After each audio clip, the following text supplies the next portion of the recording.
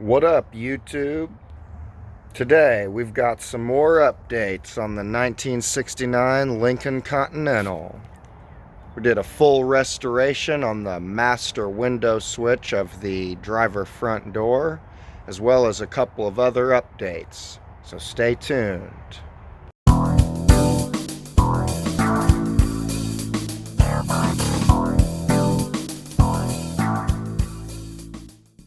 Alright, so some of you on a previous video may have seen where we replaced the trunk latch on the Lincoln, and we got a new key for it.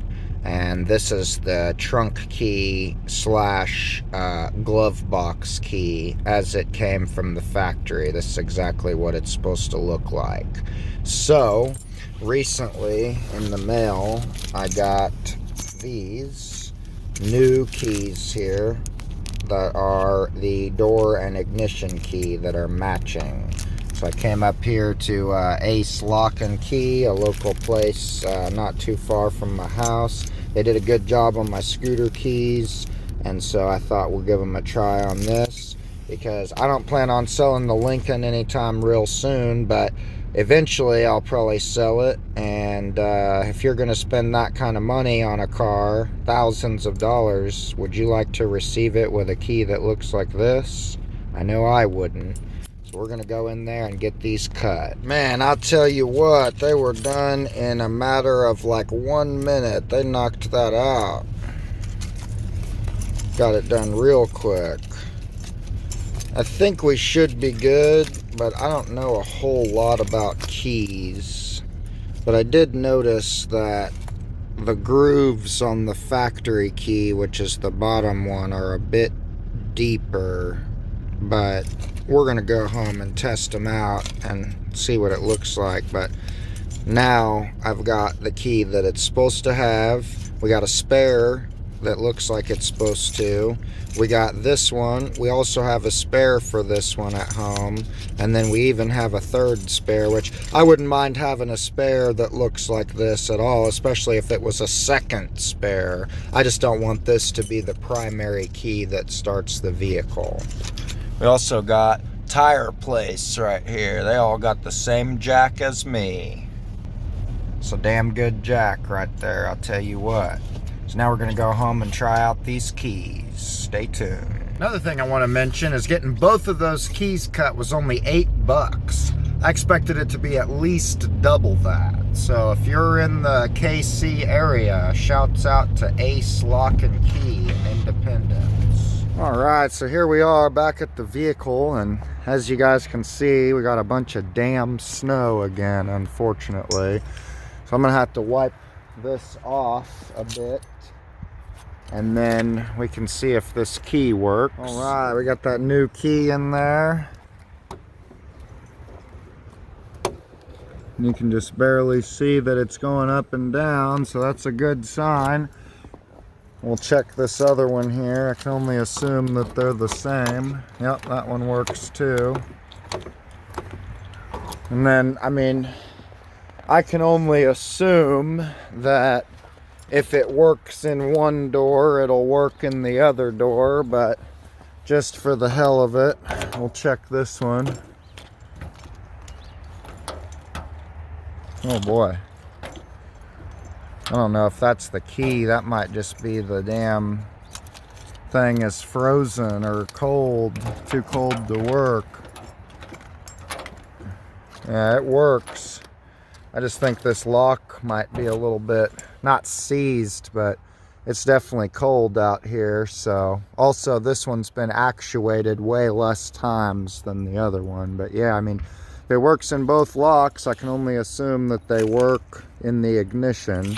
It's not like we have a battery in there right now anyway to try to start it or anything, but finally got some new keys that look right. Excellent. Okay, so I think I've showed this off before, but we got a big old hole right there where the battery goes. I still need to get that little piece off of the old battery tray there too. But I took some of that same stuff that I used on the gas tank, and I put it up in that hole, and then we're going to fill it and try to make it relatively smooth with some JB Weld right there.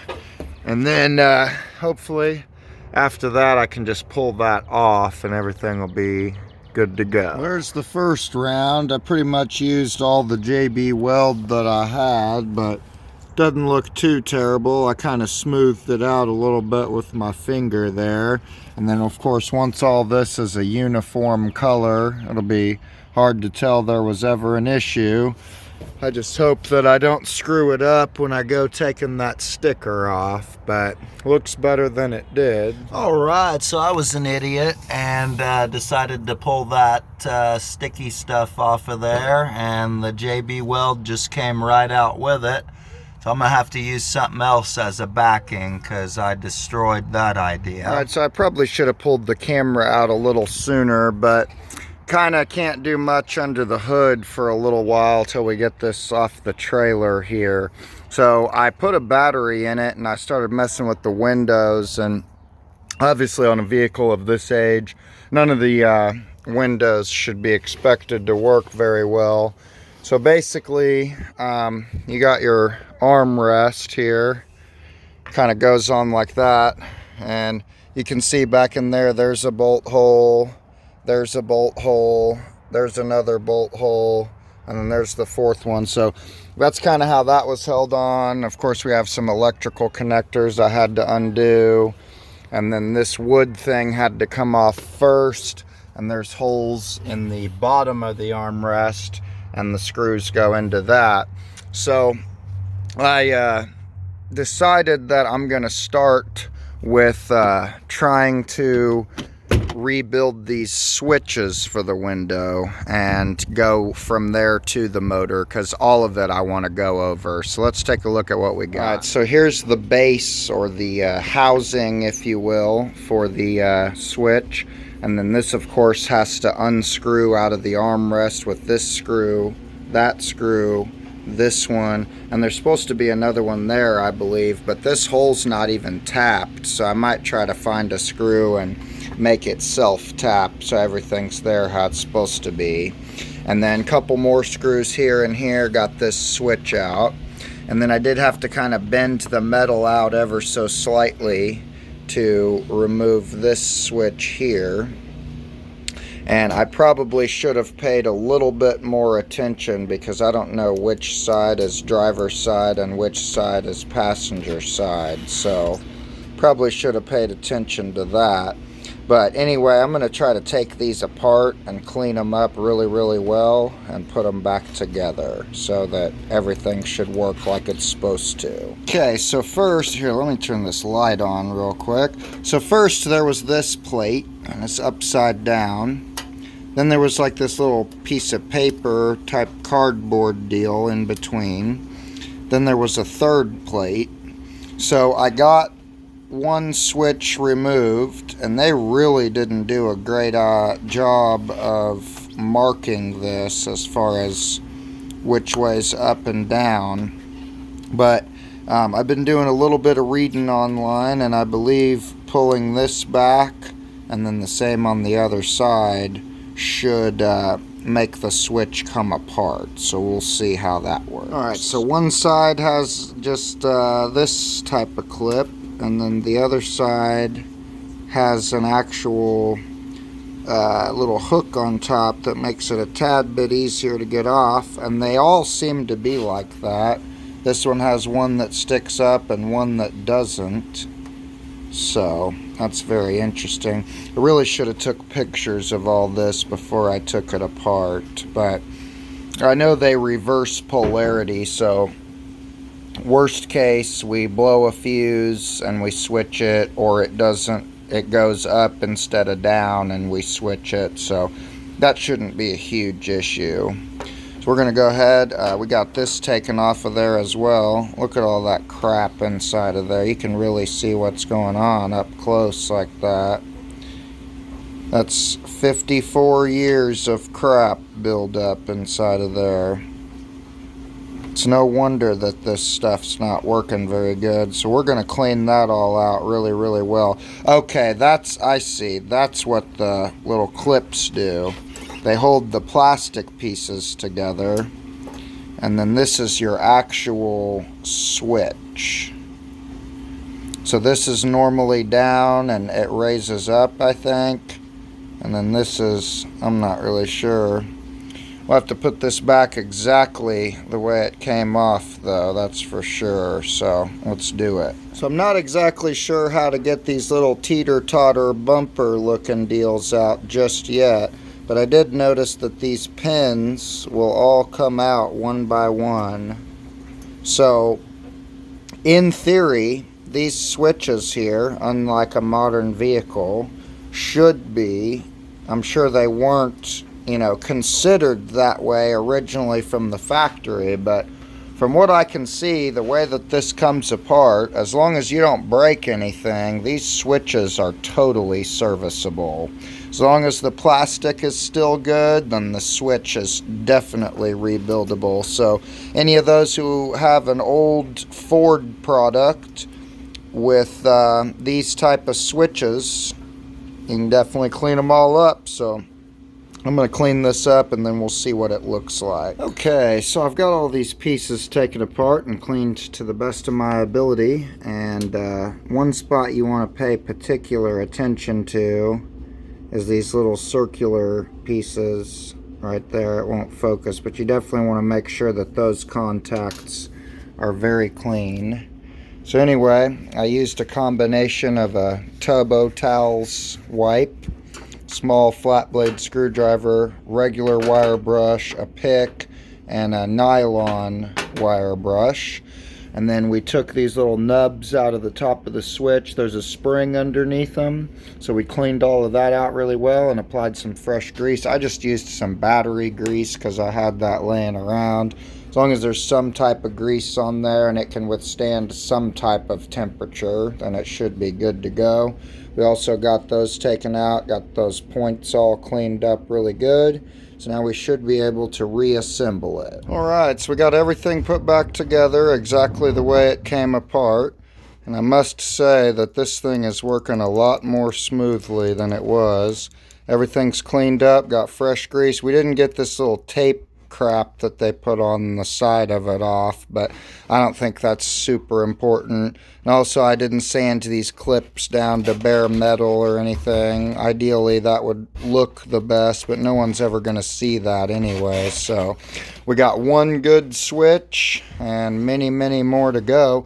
This is one of the switches, I forgot the proper term, but this is one of the switches that reverses polarity. So the power actually goes from the battery straight through this switch to the motor. But I guess on the back doors, the switch sends power to a relay, and then the relay sends power to the motor. So these front window switches apparently can get very hot over time, and there's arcing on those little teeter-totter deals, the spots that I just told you need to be really clean, because they're actually sending the power, and so they can get carbon buildup from arcing on those contact points. So you definitely want to clean those. I'm not going to show every step of this process, at least not for the switches that are identical to this one.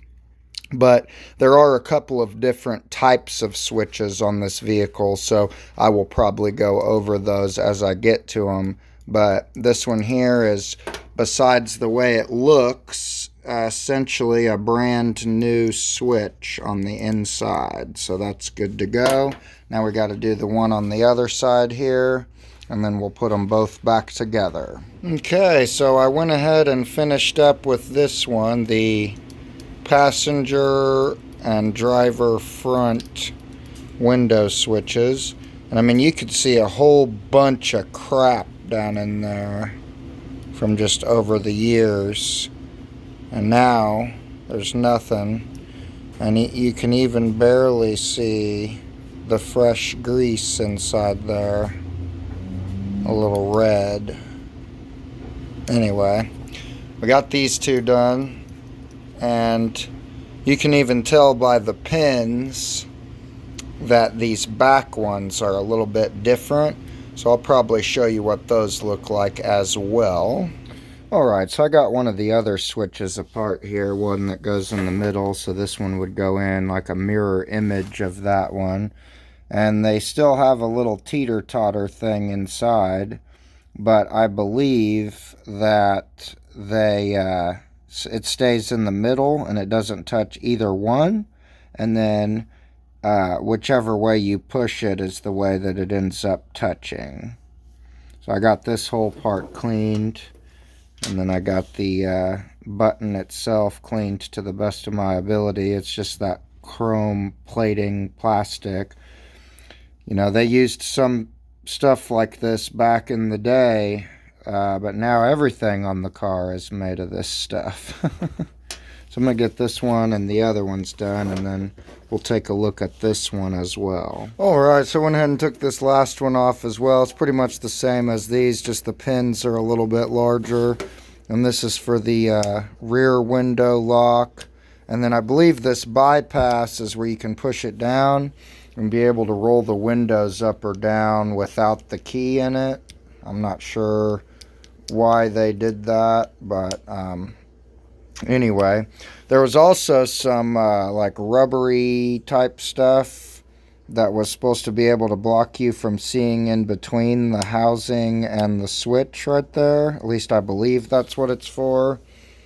And I have opted not to put that stuff back in any way because that's all the crap that got stuck inside the switches over time. Plus, it's going to be dark and shadowy inside there anyway, so we have a completely serviced and rebuilt and should be working good driver window switch, or the master switch, I guess. And while we're on the update video, I want to throw in there, we did get a new battery tray finally.